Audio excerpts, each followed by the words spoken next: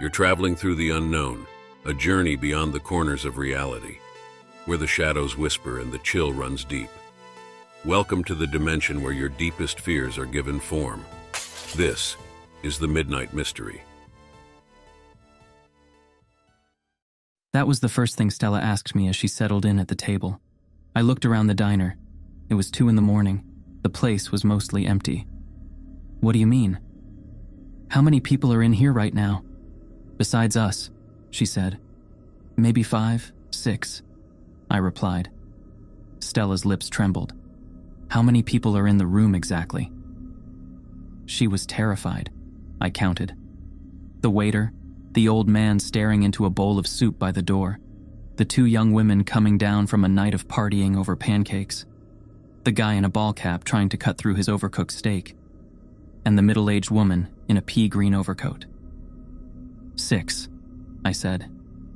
6 people. Stella instantly relaxed. Thank you. Stella and I hadn't seen each other in 5 months. I was in school out of state and was home for the summer. Stella had gotten into a good university, but her sister, Anne, had died in a car wreck 2 weeks before she went off to school. The death hit her hard. Real hard. I wasn't sure why she'd called me. I doubted it was to catch up, and it certainly wasn't to party. Stella knew I abstained from everything. For me, that decision was the end result of being raised by verbally abusive alcoholics and knowing the genetic odds. Stella looked rough. Not strung out, but existentially exhausted. There were scars on her hands, bruises modeling her tattooed forearms, and some unusual scarification marks on her neck. 2 of them, they looked like clumsy Z's but reversed as if done in a mirror. Stella's friend Corey had dropped her off at the diner about 30 minutes before I'd gotten there. I didn't know him well, but what I did know, I didn't like. So, how are you holding up? I asked. Stella didn't answer. The waiter appeared, and Stella looked him over cautiously before she ordered a black coffee and a slice of blueberry pie. I got a hot tea and a side of fries, though I wasn't exactly hungry. We sat in uncomfortable silence for a few minutes before Stella, staring down at her hands, asked, "What's the worst thing you ever did?" I shrugged, said, "Lied to people, lied to get out of things, mostly to my friends in high school. But I've changed. I don't do that anymore. Oh, I also shoplifted once, a pair of socks." Stella laughed. That's when the waiter reappeared with our drinks and food. Stella jumped, her eyes wide, face flushed.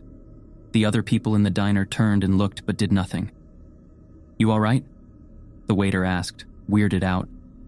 Taking a deep breath, Stella slowly sat back down. "Yeah, sorry," she said. It's been a long night." The waiter shook his head as he put the stuff down. When he left, Stella sipped her coffee, and then she looked over the mug at me, her eyes tearing. "I did the worst thing you can do. I tried to kill someone." I wasn't sure I heard her correctly. "What?" Stella nodded, eyes locked on mine. "A jogger. Corey and me hit him with the car." "Oh my God. When did this?" "On my way here." The blood drained from my face. "We should call the cops. He could still be there, hurt and—" "Don't bother," she interrupted. "We went back and checked on him. There was no jogger." "What's that fucking mean?" I was starting to lose it. "Please don't start playing games with me," I said. "I don't want to hear this sort of bullshit." "Isn't bullshit," Stella replied. "Ask Corey." I didn't want to call Corey. Stella said, "I didn't actually see the jogger. Corey did. That's how I knew. So I asked him exactly where the man was, and I grabbed the wheel and Corey screamed at me as I made the car slam into the guy. Sent him flying. Like it mattered. Corey hit the brakes hard. He was losing it, talking about going to prison and his life being over. But I told him not to worry. That pissed him off something bad. When he got out of the car to go help the jogger, he just froze up. Because there was no one there. Road was empty. Me, I expected that. She took another sip of coffee and poked at the slice of pie with her fork, stabbing the crust and examining the blue-tinged tines in the dull, fluorescent light. "See? It can look just like a person. Could be any age, dressed any sort of way. It talks like a person. Eats, drinks, does all the regular sorts of things people do. Doesn't exactly sound threatening, I know, but wait for the twist. I can't see it. This thing pretending to be a person, it's invisible to me. But you and everyone else, you can see it. I don't know what you're talking about. And I didn't. Stella finally looked up at me. 2 weeks ago we were tripping. Me and Corey and this woman named Genevieve. She was the guide. This was at Corey's house on the deck.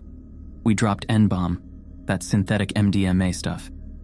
We'd been using hallucinogens and trying to explore an inner mental space. Tripping together.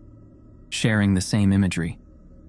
It's crazy how if you're in sync, like emotionally and mentally, you can basically travel together. I know how it sounds. I do. But it was really working for us. I'd guess you'd describe it something like astral traveling. We'd built this architecture, this city, in our minds and then explored it. Mostly it was made of shifting, beautiful buildings, structures that rose over us like mountain ranges. And, in this mental city, that's where we came across it. The diner door chimed as the 2 young women having pancakes left. Stella watched them go, then turned back to me. I didn't need an explanation. There are 4 people in here now, I said. She nodded, sipped more coffee, and then continued. Well, this night, we traveled deeper into the city than we'd ever been before. We ended up in a tower, had a spiral staircase. We all went up to the top floor and found a locked door. You're all seeing the same thing?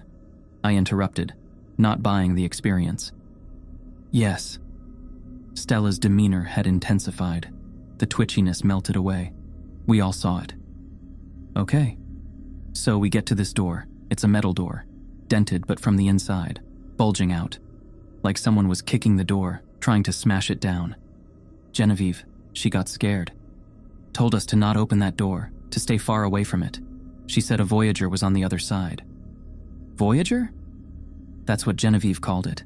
Being a guide, she knew the sort of constructions we were exploring. She'd seen doors like this one, and she'd been warned about the Voyagers. The way she told it, they were like us. Explorers in inner space, but not from our reality. From another one. A bad one. But long story short, I opened the door. Why would you do that? Stella stirred her coffee, lost in thought for a second. As she did, one of the cooks quietly came out from the kitchen and sat at the counter. He flicked through a newspaper someone had left and glanced over at me. He nodded, gave a little smile. I wondered if he'd made the fries I wasn't eating. After Corey and Genevieve drifted away, Stella continued, still staring at her drink. I heard a voice on the other side of the door, my sister's voice. She was begging, pleading with me to let her out. I swear it was her. So I opened that metal door. Feeling the stare of the cook, I ate a few of the fries. They were cold, soggy. What happened? I asked Stella. When I opened it, something suddenly brushed past me. Something clammy, cold. It touched me, very briefly. There was pain. Stella unconsciously motioned to the Z-scars on her neck, then continued. Anyway, there wasn't a room on the other side of the door, just a void, a deep emptiness. When the trip was over, I immediately felt a change. I felt like I was being watched. The whole rest of that night, the next day, the next week, something was following me, a shadow, a presence. And I just deep in my gut knew that if it caught up with me, if it touched me again, I would die. She kept stabbing at her slice of pie, breaking the crust, letting the congealed blueberries slowly tumble out in a little landslide of jelly. You told me that you can't see this thing, Stella. The door to the diner opened, and 2 men in work overalls walked in, each holding a hard hat, their clothes dusty. Stella suddenly straightened in her chair. 2 men just walked into the diner, right? I nodded. Yeah, just those 2 guys. Stella settled. Why me? I asked. Why did you want to meet? To tell me this? Stella smiled. First time she'd done that all night. Because I knew you'd believe me. I swallowed hard, my throat suddenly, impossibly dry.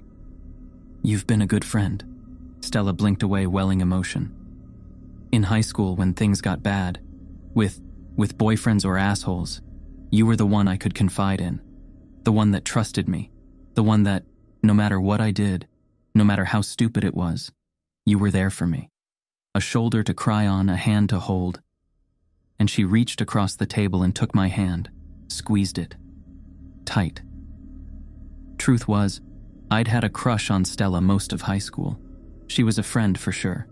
And for a while, a good friend. I liked being that rock for her. But I'd always hoped for more.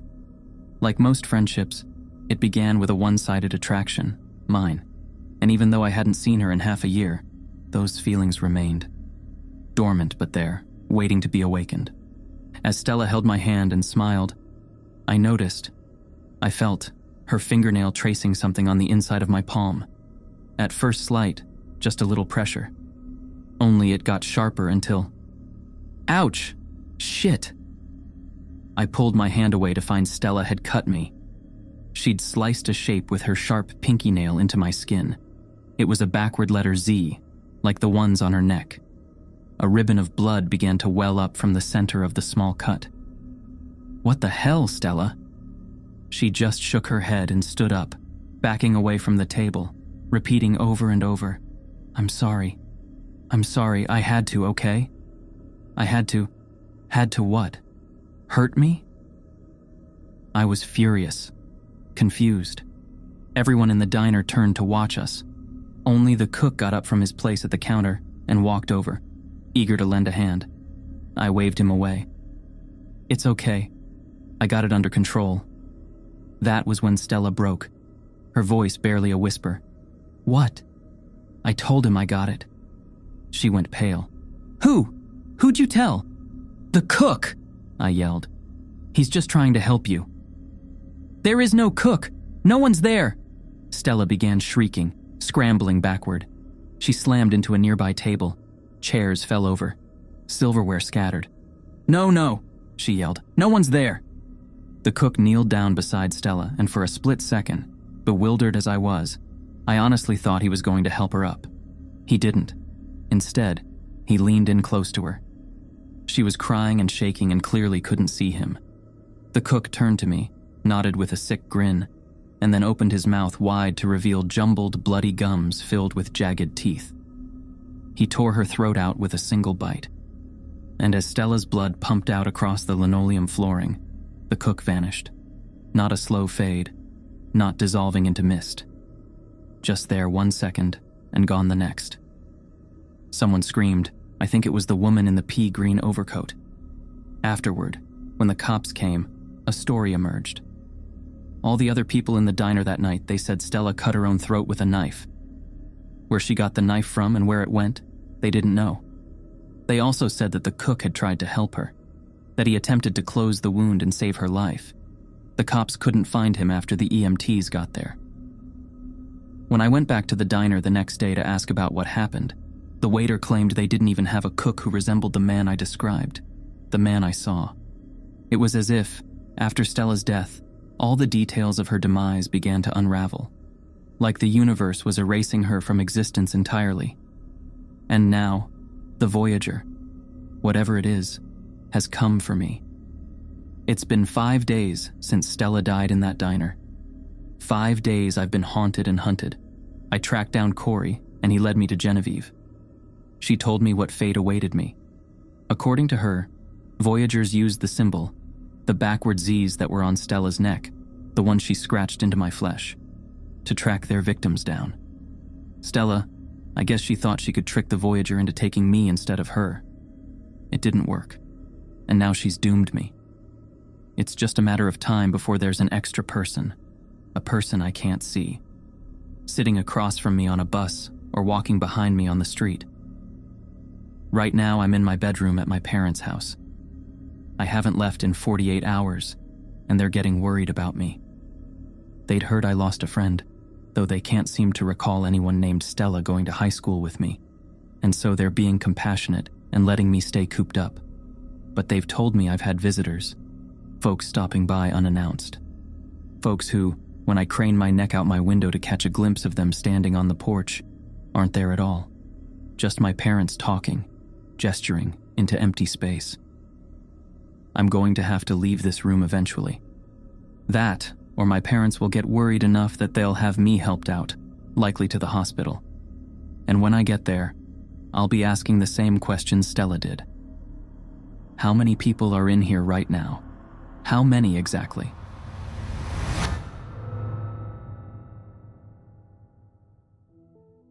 That's a wrap for today on the Midnight Mystery. Hope you guys had as much fun as we did. If you liked what you saw, hit that subscribe button and give us a thumbs up. Oh, and don't be shy. Drop a comment below with your thoughts or any cool mystery ideas you want us to check out. Until next time, we'll see you in the next Midnight Mystery.